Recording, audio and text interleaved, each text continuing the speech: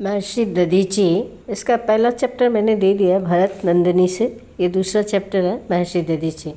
तो इसको भी बच्चों के लिए दे देते हैं जिन बच्चों को टफ लगता है लेसन। लेकिन आप लोगों से रिक्वेस्ट है कि आप मेरी इस वीडियोस को, रील्स को जो मैं इंस्टा में भी अपलोड करूँगी, इंस्टा में अपलोड ज़्यादा पूरा नहीं आएगा, इसलिए यूट्यूब में आना ही पड़ेगा देखने के लिए। तो आप ज़्यादा से ज़्यादा सब्सक्राइब करें, अपने दोस्तों से, फैमिली मेम्बर से करवाइए और लाइक कीजिए, शेयर कीजिए। जितने व्यूज़ आते हैं उतने लाइक्स नहीं आते, तो ये एक हमेशा मेरी शिकायत रहती है। कमेंट कीजिए आपको मेरा वीडियो कैसा लग रहा है, अपने फीडबैक दीजिए मुझे, तो मैं और ज़्यादा अच्छी तरीके से बनाऊँगी। ठीक है, शुरू करते हैं।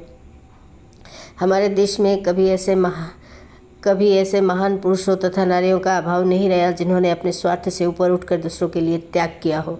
संसार में सभी प्राणी स्वयं के लिए जीते हैं, सभी अपना हित चाहते हैं, लेकिन कुछ महान व्यक्ति ऐसे भी होते हैं जो परोपकार हेतु अपना सर्वस्व त्याग देते हैं। सर्वस्व मतलब सब कुछ, परोपकार मतलब दूसरों की भलाई के लिए। ऐसे एक महान परोपकारी पुरुष महर्षि दधीची थे। स्पेलिंग याद रखना, महर्षि दधीची। महर्षि दधीची बड़े ज्ञानी व बुद्धिमान पुरुष थे। उनकी विद्वता की प्रसिद्धि देश के कोने कोने तक फैली हुई थी। दूर दूर से विद्यार्थी विद्या अध्ययन के लिए उनके पास आते थे। महर्षि दधीची नैमिषारण्य सीतापुर उत्तर प्रदेश के घने जंगलों के मध्य अपना आश्रम बनाकर रहते थे। That is very much important, underline करना। उन्होंने उन्हीं दिनों देवताओं तथा असुरों में युद्ध छिड़ गया। देवता धर्म का राज्य बनाए रखने का प्रयास कर रहे थे, जबकि असुर पापाचार में संलग्न थे मतलब इन्वॉल्व थे। देवता चाहते थे कि लोगों की भलाई व हित के कार्य हो, लोग असुरों के अत्याचारों से त्रस्त न हो। असुर अपना प्रभुत्व स्थापित करने के लिए देवताओं से युद्ध कर रहे थे। देवताओं की चिंता हुई कि यदि वे हार गए और असुर जीत गए तो अधर्म का बोलबाला हो जाएगा। असुरों को हराने के काफ़ी प्रयास देवताओं ने किए, किंतु वे असफल रहे। हताश देवगण राजा इंद्र के पास पहुँचे, अपनी व्यथा सुनाई। राजा इंद्र भी इस युद्ध के कारण चिंतित थे। इंद्र देवताओं के साथ ब्रह्मा जी के पास पहुँचे और उन्हें अपनी चिंता से अवगत कराया तथा उनसे मुक्ति पाने का उपाय पूछा। तब ब्रह्मा जी ने बताया, नैमिषारण्य वन में एक तपस्वी तप कर रहे हैं, उनका नाम दधीची है। उन्होंने तपस्या और साधना के बल पर अपने अंदर अपार शक्ति जुटा ली है। यदि उनकी अस्थियों यानी हड्डियों से बने अस्त्रों का प्रयोग किया जाए तो असुर निश्चित रूप से परास्त होंगे यानी हार जाएंगे। महर्षि दधीची को इस युद्ध की जानकारी थी, क्योंकि वो तपस्वी थे ना, तो उनको पता था। दधीची चाहते थे कि युद्ध जल्दी ही बंद हो जाए, अन्यथा असुरों के अत्याचार और अनीति का बोलबाला हो जाएगा। देवराज इंद्र के झिझकते हुए दधीची के आश्रम पहुँचे। दधीची उस समय ध्यान अवस्था में थे। आँख खुलने पर जब उन्होंने इंद्र को सामने खड़ा पाया तो पूछा, कहिए देवराज, कैसे आना हुआ? इंद्र बोले, महर्षि आपको ज्ञात होगा देवताओं पर असुरों ने चढ़ाई कर दी है ना। उनका राजा वृत्तासुर बहुत ही क्रूर और अत्याचारी, इसे भी अंडरलाइन करना। असुरों का राजा कौन था? वृत्तासुर। बहुत ही क्रूर यानी बहुत ही क्रूएल था और अत्याचारी था। उससे देवता हार रहे हैं। मैं ब्रह्मा जी से परामर्श करके आ रहा हूँ। उन्होंने उपाय भी बताया, किंतु क्या देवराज, आप रुक क्यों गए? साफ साफ बताइए, मेरे प्राणों की भी जरूरत होगी तो मैं सहर्ष देने के लिए तैयार हूँ। सहर्ष मतलब खुशी खुशी दे दूंगा। विजय देवताओं की ही होनी चाहिए।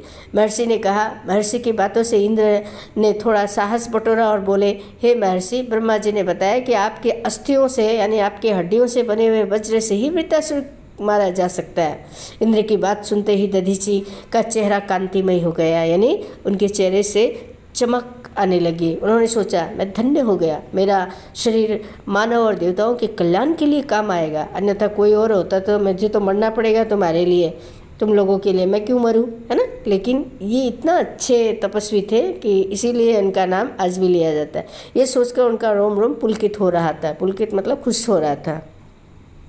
प्रसन्न होकर दधीची ने कहा, मेरे लिए इससे ज़्यादा गौरव की बात क्या होगी? मेरी अस्थियां असुरों के विनाश के काम आएगी, जिससे शांति स्थापित होगी। दधीची ने सोच विचार करके तुरंत ही नेत्र बंद कर दिए और योग के बल पर प्राणों को शरीर से अलग कर दिया। महर्षि की अस्थियों से वज्र बना, जिसके प्रहार से असुरों का विनाश हुआ तथा चारों ओर शांति का साम्राज्य स्थापित हुआ।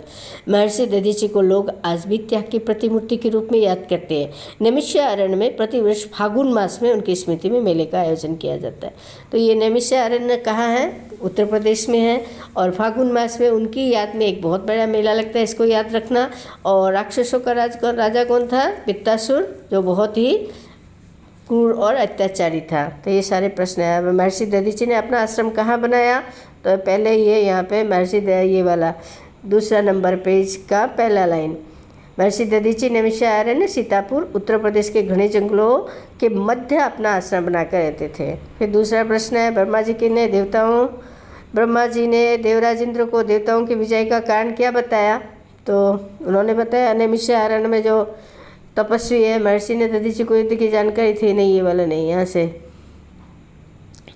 ब्रह्मा जी ने बताया नैमिषा वन में एक तपस्वी तप कर रहे हैं, उनका नाम दधीचि। उन्होंने तपस्या और साधना के बल पर अपने अंदर अपार शक्ति जुटा ली है और यदि उनकी स्थितियों से बने अस्त्रों का प्रयोग किया जाए तो असुर निश्चित रूप से परास्त होंगे, ये कहा। यहाँ से किताब से देख के लिख लेना।